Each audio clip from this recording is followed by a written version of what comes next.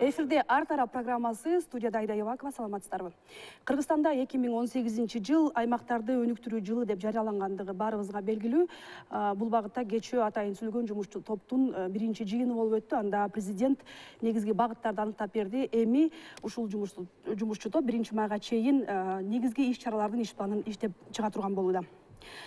Эле жерин өнүктүрүү аракеттери буга чейин дагы бир нече ирет көрүлүп келген. Бирок бир эле мисал келтирсек, учурда айылдардын 84% мамлекеттик дотация экенин эске ала турган болсок, ушул буга чейинки көрүлүп келген аракеттерден эч кандай деле майнап чыккан эмес болуш керек деген ойго келип жатабыз. Эле жер эмне себептен дүркүрөп өнүгүп өсүп кетпей жатат? Аймактарды өнүктүрүүгө тоскоол болуп жаткан негизги себептер кайсылар? Мына ушул суроого биз бүгүн Ар тарап программасынын алкагында жооп издейбиз. Анда студиянын конокторун тааныштыра кетсем, Кенжебек Бокоев, Жогорку Кеңештин депутаты, Республикада журт фракциясы. Кош келипсиз.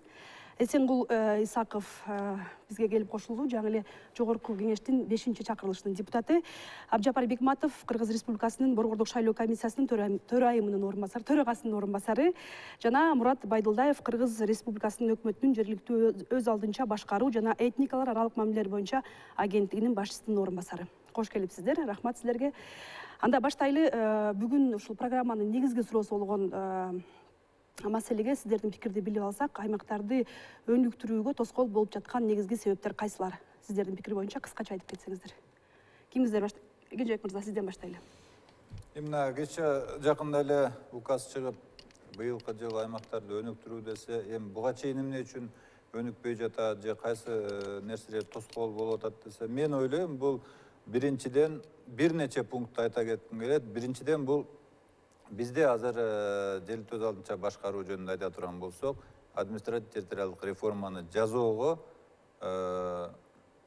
биздин өкмөттүн эрки жетпей атат. Буну жазаш керек, ирилештирүүгө барыш керек. Экинчиси, финансылык, каржылык децентралдаштырууну борбордон бериш керек. Бүгүнкү күндө 11% мамлекеттик бюджеттин 11% жергиликтүү бюджетке берилип атыптыр. Мен ойлойм, буну бер жагы дегенде 2 эсеге көтөрүп 22%га чыгарыш керек.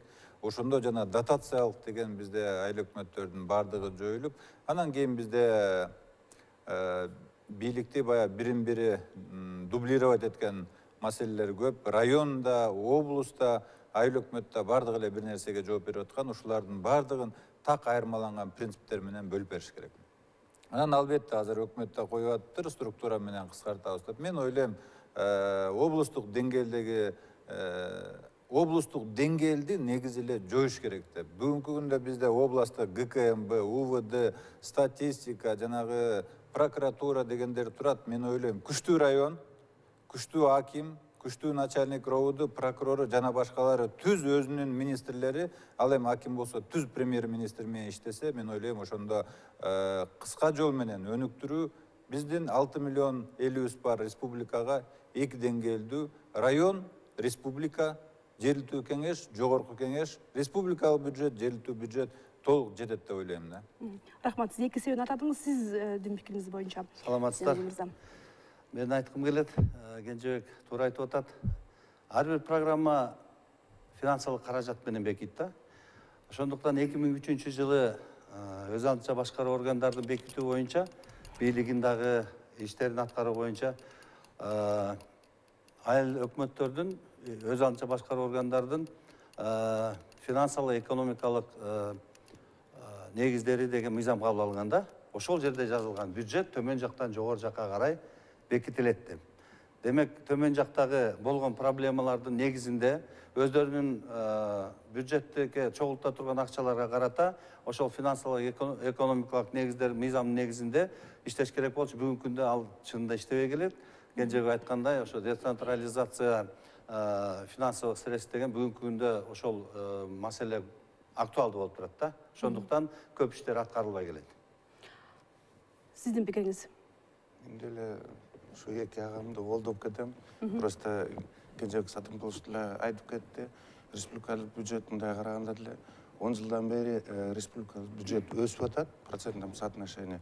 Ошо жергиликтүү өз алдынча башкаруу органдардыкы ошол 10 жылдан бери эле бир эле ошол пайыз менен 11-12%-тын тегерегинде.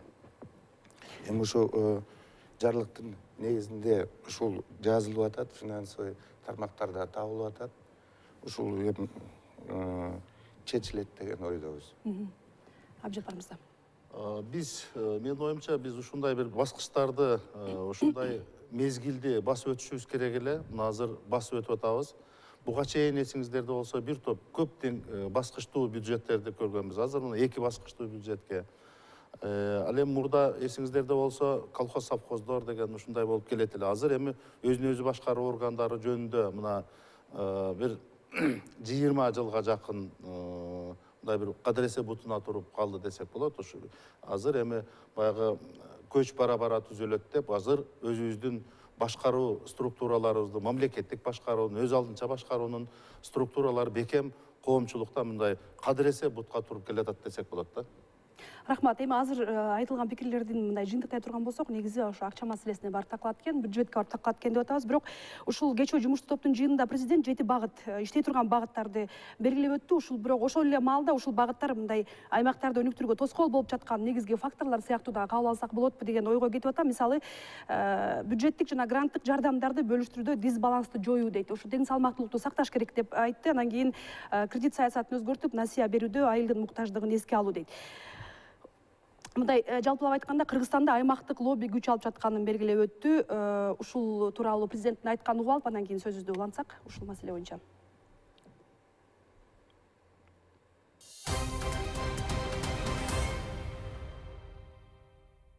Региондорду өз ара салыштырганда да айырмачылык чоң бойдон калууда. Дисбаланс көрүнүп турат. Бири өнүксө, бири каралбай калууда. Анткени күчтүүсү бюджеттик да, гранттык да, кредиттик да каражаттарды тартып кетип жатат. Жашырганда эмне муну жашыра албайбыз. Кайсы региондон чиновниктер көп болсо, кайсы региондон депутаттар көп болсо, капитал ошол жака муну агып кетип жатат. Аймактык мына лобби дагы күчөдү. Ал эми калган региондордун өнүгүүсү артта калды. Өнүгүүнүн балансы мына бузулду. Президент өз сөзүндө кайсы аймактан чиновниктер менен депутаттар көп болсо, каражат ошол жака көп бөлүнүп, башка аймактардын өнүгүүсү артта калып жатат деп айтып жатат да. Муну кандай түшүнсө болот? Мисалы үчүн жөнөкөй адамга бул түшүнүксүз нерсе да. Кайсы аймактан чиновник көп чыкса, депутат көп чыкса, демек акча ошол жака кетет деген сөздү кандай түшүнсө болот? Мен айта кетейин, мына 5-чакырылышта биз депутат болгондо, мисалы ушундай көрүнүшкө азыр деле болуп атат. Бул парламенттин өзүнүн табиты ушундай экен. Бирдиктүү аймак деп шайлоо болгону менен келген депутаттар болбой эле өз аймактарына жан тартат да. Бул адамдык парызга тиешелүү болсо керек дейм. Себеби ошол жактан чыккан депутаттардын элдери да келе берет да. Анан өздөрүнүн талаптарын коет. Ошол себептен жогорку кеңеште кайсы региондун депутаттары көбүрөөк болсо чыны ошока кеткен. Биздин 5-чакырылышта мисалы биз бул маселени абдан катуу көтөргөнбүз. Өз алдынча дагы кичине кыжы-кыжы болгонбуз, нааразычылыкты айтып. Капиталдык салымдар боюнча каражатты бөлгөндө, мисалы ошол түштүк регионго мисалы проценти менен айтканда дагы абдан көп кетип калганда, мисалы 24-төн 30%ке чейин кетсе, бул жерде мисалы Бишкектин тегерегинде турган Чүй областында 4% эле болуп калганда, мисалы ошонун негизинде көтөргөнбүз. Муну каражатты кандайдыр бөлгөндө өкмөттүн өзүнө берсек, ал бизге алып келип берсе, анан кийин депутаттар ошол негизинде карап, анан киргизсе деп. Bizde bugünkü günde defisit büdjette de oşon negizinde olup atat. Bardığı bolboğan işti, akça bar mı yok bu kirgizet. Anan hökümet alıp kelgende defisit büdjette dep kelet. Үйдө деле алсаң, мисалы, жок акчаны пландаштырган болбойт да. Болгон акчаңа карата оокат кыласың. Эгерде башка жактан алсаң, анда карызга киресиң. Биздин мамлекетибиз ошол жол менен келатат да. Ошондуктан мына депутаттар мына 6-чакырылышта да көтөрүп атканы мен туура деп ойлойм. Сиздер эмне үчүн дефицит бюджетте деп алып келесиңер? Курула турган нерселерди карап туруп, стратегиялык багытта болот, абдан коомчулукка керектүү нерселер болот. Ошондон башка нерселерде акча жок болсо анда кылбайлы деген сунуштар бул туура да. Пландаштыруу негизи өзү каражатка жараша болуш керек. Мына ошонун негизинде жана президентибиз айтып аткан, кайсы жактан келсе депутаттар көп болсо же чиновниктер көп болсо деген бул өкмөттө иштешет. Башка министрликтерде иштешет. Министрдин өзү болот. Депутаттарды түшүнүктүү, чиновниктер кандай жол менен, кандай ыкма менен өзүнүн аймактарына тартышы мүмкүн акчаны? Эми каражатты бөлүп атканда, мисалы жалгыз эле депутат киришпейт. Депутат өзүнүн регионуна жан тартса, ошону аткара турган министрликтер болот, ведомстволор болот. Ошол жерде да жердештиктер роль ойнойт да. Анан алар ошон үчүн бирөөнүкүн жылдырып салып, өзүнүкүн киргизип коет. Мындай көрүнүштөр бар, ошон үчүн президенттин айтканы абдан туура. Түшүнүктүү. 6-чакырылышта мындай маселе барбы? Сиз мынакей 5-чакырылышта ушул маселе көтөрүлгөн дейт. Азыркы учурда бул маселе ошондой эле куш турабы, Кенжебек мырза? Жок, азыр эми президент аны кандай ой менен айтканын билбейм. А кишинин өзүнөн сураш керек, бирок акыркы 2 жыл, 3 жыл болуп калды. Кыргыз өкмөтү конституциялык сотко берип туруп, жана капиталдык салымдар деген Насыр Эзенкулов байкебиз айтып аткан капиталдык салымдарды жогорку кеңештин макулдугу жок эле өкмөт өзү беките турган болуп калган. Демек, акыркы 2 жылда эгер бир районго же бир облустка акчалар бир чиновниктердин же болбосо бирөөнүн лоббиси менен көбүрөөк кетип атса, ага кыргыз өкмөтүнүн башчысын жоопко тартыш керек. Эмне үчүн андай болуп аткан? Анткени азыркы күндө бюджет комитетте, парламентте капиталдык салымдар боюнча бөлүштүрүүгө эч кандай киришпей калган да. Аны президент билет, менин оюмча. Анан кийин эми мен ойлойм, бул жерде азыр калыстык жөнүндө сөз болуп атса, мен ойлойм негизи мындай, биз көбүрөөк жогорку суммадагы чыныгы инвестиция жөнүндө айтыш керек да. Бюджеттен берилип аткан бир 2 миллион сом грант же болбосо 5 миллион сом стим грант, айыл өкмөт болгон коллегаларым билет. Буну инвестиция деп айтпаш керек. Анын аркасы менен аймакты өнүктүрүп кеттирбейсиң. Эгер биз эртең жогорку Нарын каскадын, Камбар Ата биргесин жана башка ар бир областта бир чоң завод, фабрикаларды салып баштасак, мисалы Ошто, Пахта, Таласта, Төө Бурчак, Нарында, Эд жана башка ошондой чоң инвестициялар. Вот ошондо биз айтабыз, инвестиция тартуу боюнча иш кылышты. Азыр ошол нерсени ойлош керек. Ал эми жанагы өзүбүздүн чакан бюджеттен бир аз нерселерди бөлүштүрүүдө мен ойлойм. Негизи калыстык жөнүндө айта турган болсок, мына жергиликтүү кеңештерди алайык. Азыр шаардык кеңеште пропорционалдык партиялык тизме менен шайланат, ал эми айылдык кеңеште башка система, одномандатный менен шайланат. Мына ЦИКтин орун басары турат, жакшы билет. Экөө тең жергиликтүү кеңеш. Шаардын кеңештин төрагасы айлык алат, айылдык кеңештин төрагасы айлык албайт. Шаардык кеңеште жооптуу катчы бар, билесиз. Айылдык кеңеште бир да жооптуу катчысы жок. Мына ушул жерде калыстык болбой жатат. Ушул жерде айыл менен шаардан үйүңөн чыксаң тротуар асфальт, светтердин баары күйүп турат, автобус, троллейбус жана башкалардын баардыгы бар. Айылда эшикке чыксаң мусорный контейнер жок. Бир айылда калдык таштоочу контейнерлер жок. Мына анткени биз айылдык калктуу конуштарга бюджет жагын айыл өкмөттөргө эч карабай жатабыз. Ошондуктан 80% айыл өкмөттөрү бүгүнкү күндө дотацияда. Мына калыстык болбогон ушул жерде. Ошондуктан республикалык бюджеттен биз жергиликтүү бюджетке каражаттын үлүшүн 11%дан 22%га бер жагы дегенде көтөрүш керек. Эмне үчүн? Анткени биз мисалы эл аралык норма, Эстонияга барсак, ал жерде мыйзамда так жазып коюптур. Мамлекеттин бюджетинин 25%-нан кем эмес жергиликтүү бюджетке берилет деп. Бюджет көтөрүлөт, азайса азайат. 25%-тан кем эмес. Бизде мыйзамдар бар, бирок алар аткарылбай атат деген жана айтканым ушул. Кенжебек Саттымкулович айтып аткан проблема келерки сүйлөшө турган маселе болуш керек. Сиз суроо бергенде чиновниктер өз жагына кандай көп болсо, көбүрөөк болсо жака тартат дегени бул объективдүү, субъективдүү причиналар деп коет эмес. Бизде субъективдүү болуп атат да. Мисалы өкмөттө деле мен дагы кайталап кетейин. Ошол тиешелүү министрликте деле жанагынтип кичинекей бюджет болсо дагы бул каражат мамлекеттин ичиндеги ички проблемаларды, социалдык чече турган проблемаларды чече турган маселе. Ошон үчүн ошол субъективдүү причина дегеним ошол жерде отурган кичинекей заводдел деле роль ойноп коет да. Мунун баарын мен ойлойм. Бир кандайдыр бир өзү тартып аткан болсо, ошол чиновниктерге бул ичара өздөрүнүн положениясында болуш керек, абдан чоң жоопкерчиликке тартыш керек го дейм да, ошондо бул тыйылабы дейм. Жоксо биздин менталитет боюнча бул боло берет да көпкө чейин. Парламентте бир райондон көбүрөөк депутат бирөөндө жок деп. Буну кантип чечиш керек? Буну 2020-жылы келгенде мынау азыр жарлыкта жок экен, аймактарга тең кароо маселесин карай турган болсок, 2020-жылы конституциялык реформага барып туруп, партиялык тизмеден кетип, парламентти бир мандаттуу округтан шайлай турган кылып койсок, ошондо 120 депутат 120 округтан келе турган болот. Бир да райондо 2 депутат чыкпайт, бир да райондон депутат келбей калбайт. Бүгүнкү күндө мына чоң деген Ак Талаа районунан жана башка райондордон депутат жок. Депутат жок. Ооба, Мурат мырзага сөз кезегин берсек, сиз айтсаңыз, ушул нерсени кандайдыр бир анализдеп маалымат барбы? Ушул мисалы үчүн кайсы бир регионго көбүрөөк кетип калат, бюджеттик каражаттар жөнүндө сөз болуп атат азыр. Анан кийин эгерде андай анализ жок болсо, сиздин пикириңизче бул маселени кантип чечиш керек? Себеби баягы менталитет деп атабыз, кыргыздын менталитети бар, өзүнө тартат дегендей кылып атабыз да. Мындай болуп атат да, Кенжебек Сатымкулович деле байкеси деле туура айтып кетти. Ошол Steam грант деле айталык. Быйылкы жылга 500 миллион каралган. Мурун ошону Минфинде атайын комиссия бар болчу. Ошо бияктан эле центрден эле бөлүштүрүп койчу. Бүгүнкү күнгө ошол тең каралып атканы азыр райондорго берилди.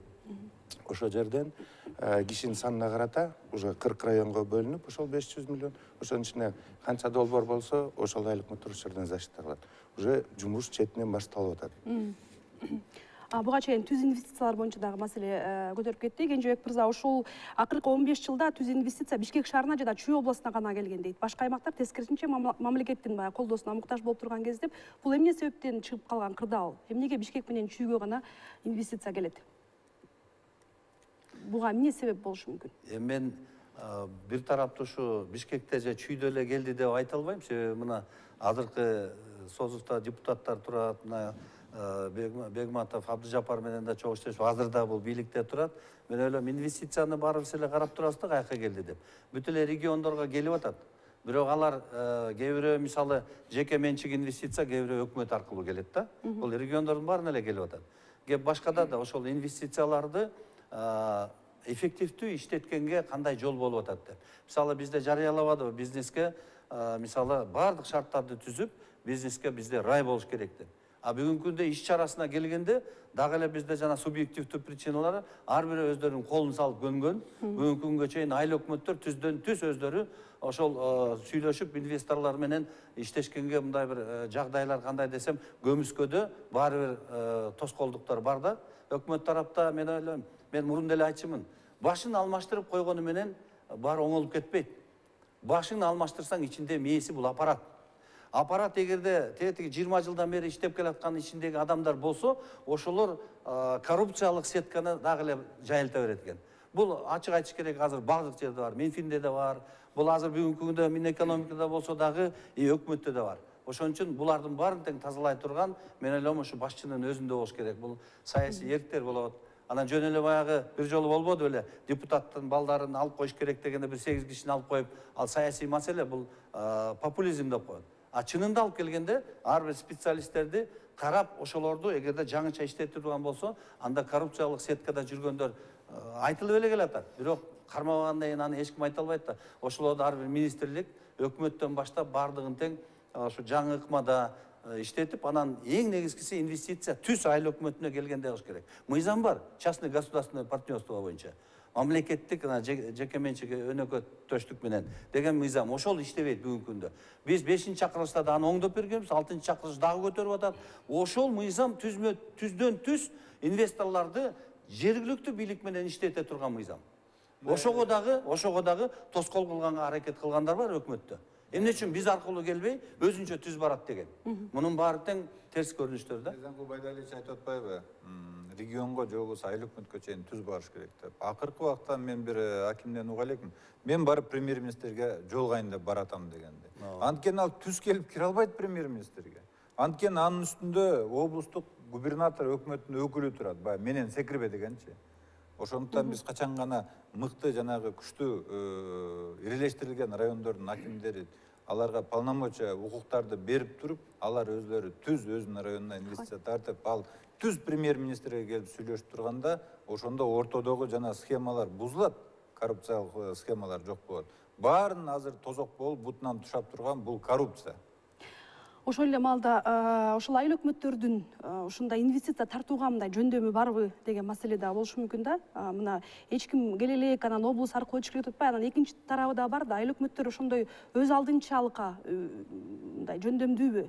Азыркы учурда алардын ошол балким билим деңгээлиби, балким ошол акча табуунун жолдору бар да, ошол нерсени билишеби, ошол тууралуу кандай ойдосуз? Же бир окуулар өтөбү аларга? Сиз айткандай эле, айыл өкмөттөр биринчи очередь деңгээлинен зависит этет, потому что бүгүнкү күндө көп эл аралык уюмдар Кыргызстанда иштеп атат. Ошол эле Койка, ошол эле Жайка, ошол эле USAID.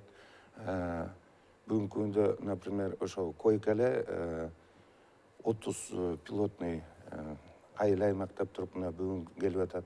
Андан тышкары Жайка 46 айыл аймагында иштейт. Анан инвестиция только шаарга келип атат да, сиз айтып атасыз Чуйская областка. Мен почему каршымын? Ошо быйылдан баштап 18-жылдан 23-жылга чейин программа Ала тоо булагы деп туруп жумушка кирип атат. Ошондо ар бир айылга ошол инвестиция аркылуу ошо таза суу кирген атат. Ошол инвестиция как раз. Ошол эле Всемирный банк аркылуу, Азиатский банк развития аркылуу.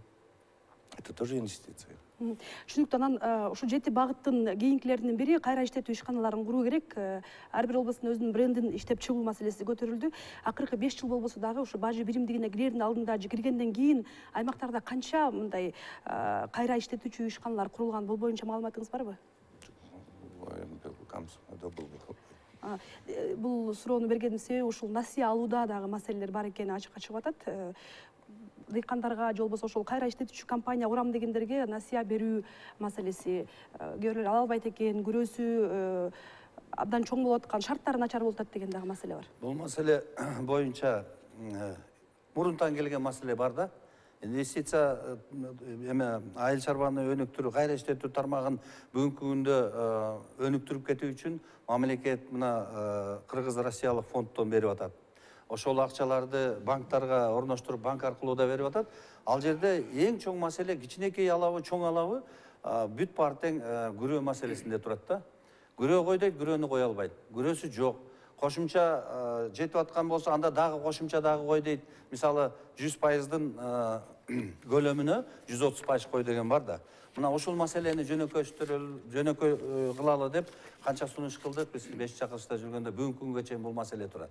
Жөнөкөй кичинекей дыйкандан баштап бүгүнкү күндө чоң бизнесменге чейин мына сүйлөшүп келсең бардыгы ушу күрөөнү айтат. Күрөө жагы албетте оор дейт.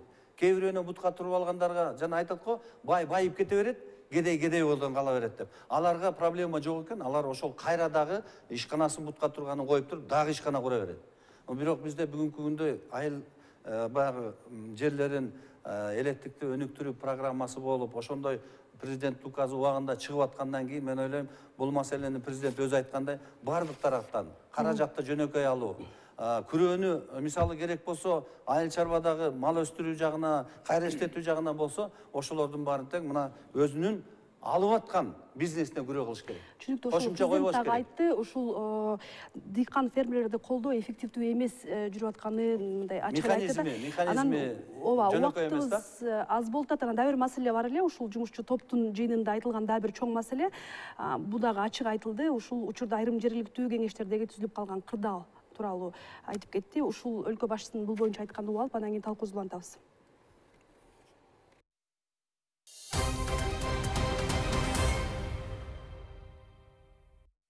Шаар мэрин шайлоо, айыл өкмөттөрдү шайлоо, ошол жердеги айылдык кеңеш төрагасын, шаардык кеңеш шайлоо маселеси мына көп жерлерде саясатка оюнга айланып кетти. Саясатка оюнга айланып атып, мамлекеттен билимдегени менен укмуштай көп каражат мына асманга чачылып атат. Бир-эки саясатчынын оюнунан ошол жерде мэр шайланбай, айыл өкмөт шайланбай, кайра биз шайлоо окуй берип атабыз. Кара Балта шаары бүт элекпи дагы эле? Бүт элек. Таш көмүр шаары бүт элекпи? Ушундай эле бүт айыл өкмөттөрдө бар. Мына ушунда токтош керек, мыйзамга кириш керек. Мыйзамда бар экен. Мыйзамда мамлекеттик түз башкаруу институты бар. Бирок ал бир дагы жолу колдонбоп.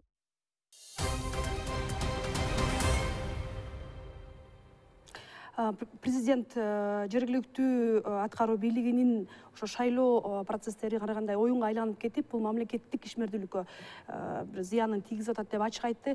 Сиз ушул боюнча кандай маалымат айтасыз? Канча айыл өкмөтүндө азыркы учурда ошондой шайлоолор болбой калып, же болбосо кайра кайталап болуп, анан азыркы учурда такыр эле баягы шайлай албаган дагы аймактар бар экен, ушул жөнүндө маалымат берип кетсеңиз. Туура айтасыз. Былтыркы жылы эсиңиздерде болсо, декабрь айында биз жергиликтүү кеңештин депутаттарын шайлоосун өткөзгөнбүз. Ошол убакыттан баштап, ошондон берки эле бир анализ кылалы, бир 3 жолу кезексиз мөөнөтүнөн мурда ошол жергиликтүү кеңештин депутаттарынын шайлоосу дайындалганга аргасыз болдук. Анткени ошол жерде мисалы биринчи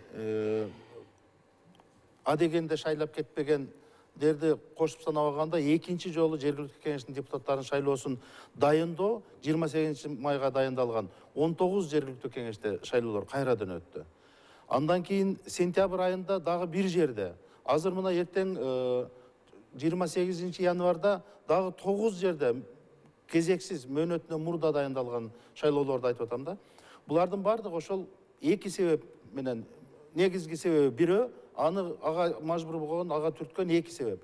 Биринчиси ошол аткаруу бийлигин мыйзамда көрсөтүлгөн мөөнөттөрдө шайлай албагандыктан болду. Ошол жергиликтүү кеңеш мына айтып аткан биринчи мына 19 жерде өткөндө, анын ичинден 5 жерде шаардык кеңеште, калган 14 айылдык кеңештерде. Азыркы 28 январга дайындалган жерде дагы мына 9 жергиликтүү кеңештин 2-өсү шаар, мына Кара Балта жана Таш көмүр шаарлары, ал эми 7-өсү айылдык кеңештер. Бул жерде дагы биринчи маселе кворум маселеси, тиешелүү баягы жалпы көрсөтүлгөн депутаттардын жалпы санынан 3/2 катышканда гана шайлоо укуктуу болгон. Ошол норма 3/2 сөзсүз катышсын деп ушундай болуп калган. Ошол мыйзамда көрсөтүлгөн норманын аткарылбагандыгы үчүн айрымдары ушунда тараганга мажбур болду. Көпчүлүгү болсо ушу жылдырылган талапкерлер депутаттардын жалпы санынан тиешелүү сандагы добушту ала албай калгандыгы үчүн болду. Негизги себептери ушул эки себептен, анан кайра ушинтип кайрадан шайлоого барып атабыз. Аларга чын эле президент белгилегендей, мына ушул кайра шайлоолордун өзүн эле карап көргөндө, бүгүнкү күнгө чейин жергиликтүү кеңештин депутаттарынын шайлоосуна 20 миллионго жакын акча каражаты кайра шайлоого гана кетти да, депутаттардын кайра шайлоосуна. Бул эми бюджетке бир топ оорчулук алып келет. Кайра ошол жерде мисалы шаарларда болсо депутаттык партиялардын депутаттык фракциялары ымга келбей, же болбосо айылдагы депутаттар жеке кызыкчылыктар, партиялык кызыкчылыктар, жеке көз караштар, жеке амбициялар менен ушундай нерселерге кадамдарга барып атат. Ошон үчүн жанагы түз мамлекеттик башкарууну деген мындай айтылган сөз ушундан болсо керек.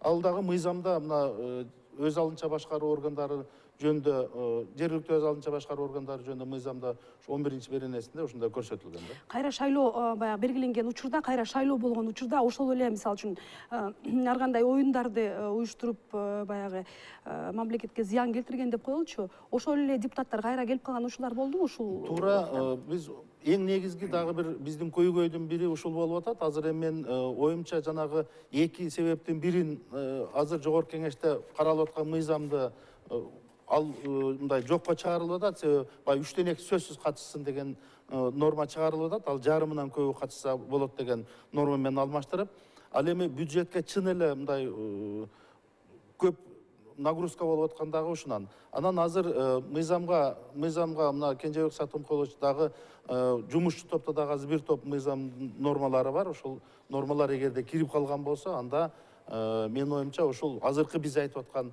маселелер четке чыгып калат.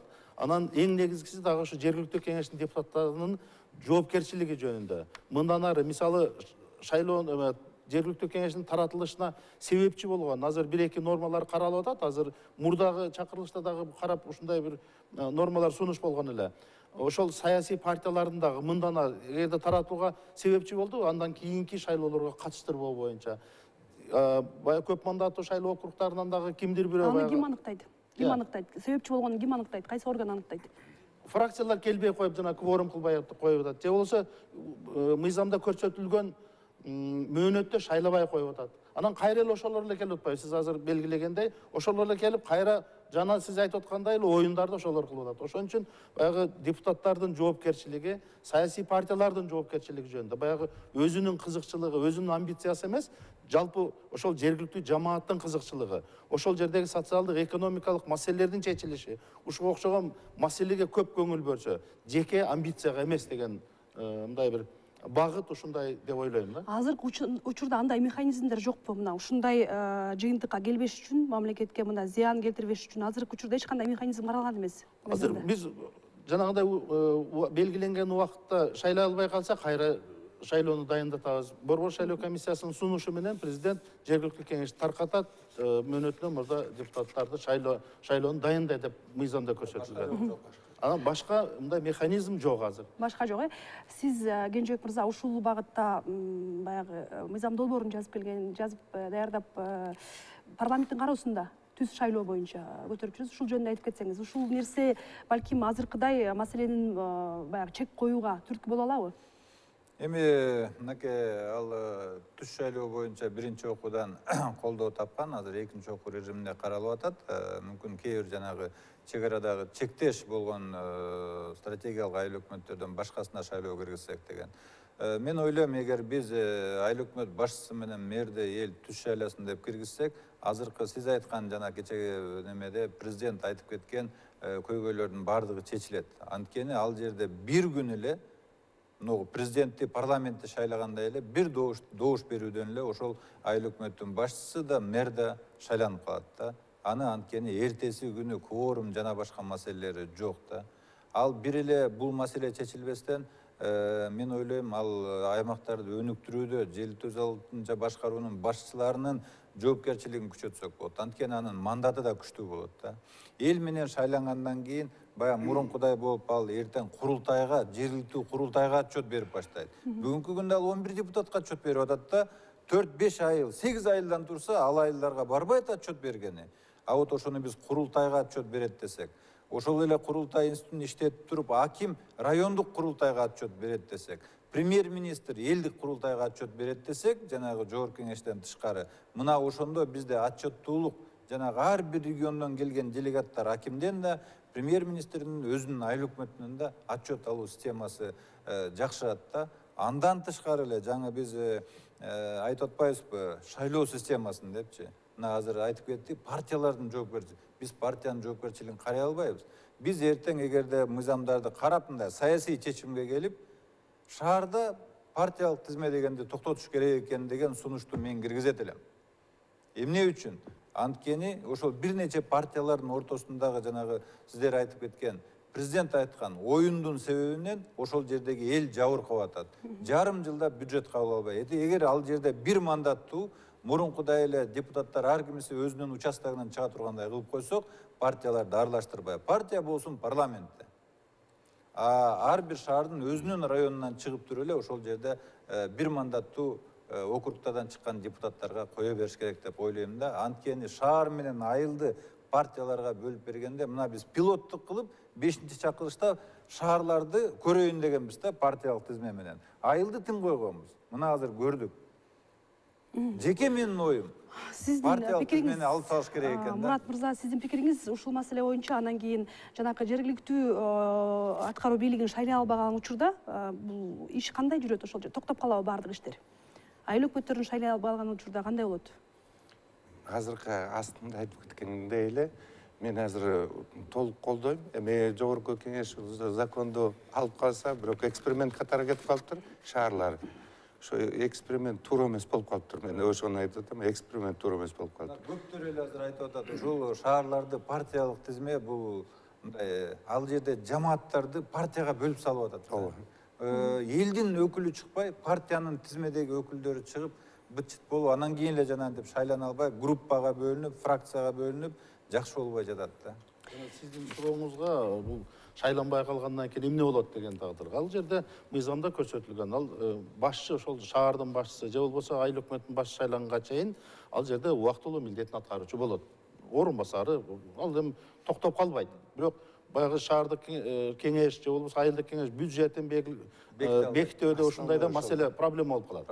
Ал эми мен азыр чын эле биз мына үчөөбүз ушул шаарларда партиялык система болсун, пропорционалдык система болсун деп үчөөбүз катышканбыз башкаларга карагандачы. Аны эми да пилотный болгондур башка, бирок мыйзамдын кабыл алынышына, анын даярдалышына биз үчөөбүз, менин оюмча, биздин да жоопкерчилигибиз бар. Азыр ушундай патовый ситуация болуп атканына. Менин оюмча мында мезгил келди, убакыт биздин заман диктовать этип атат, башкача формага өтүшүбүз керек экен. Жанагы депутаттардын же болбосо саясий партиялардын жоопкерчилиги боюнча маселе каралыш керек экендигин азыр турмуш көрсөтүп атат. Убактыбыз мен айтып коеюн. аяктап баратат. Мен 18 жыл жергиликтүү бийликтин депутаты болгом да убагында. Анан 6 жыл айыл өкмөт болдум.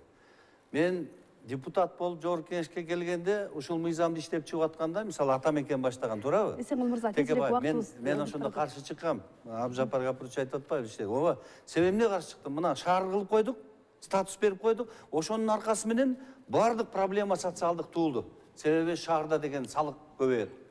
Андан башкалар көбөйөт. Аларга деген айлыкты көбөйтүп же башка жагын биз көтөргөн жокпуз да. Мына ошону айтып чыккам мен. Болбой койгон. Эми болор болду, бирок азыр мен айтайын. Кечиресиз, убактыбыз, биз түз эфирдебиз. Биздин бүгүнкү маселени ушул 30 мүнөттүн ичинде талкуулаага мүмкүн эмес. Дагы келет окшойбуз, мындай багыт менен талкуулайт окшойбуз деген ойдо калдым. Сиздерге рахмат чоң бүгүн келип бергениңиздерге. Эфирде ар тарап болду. Күн сайын бизди дүйшөмбү күндөн башкасын 19:50-дө биз менен бирге биздин талкуулап жаткан маселелерге үн кошуңуздар. Саламатта калыңыздар.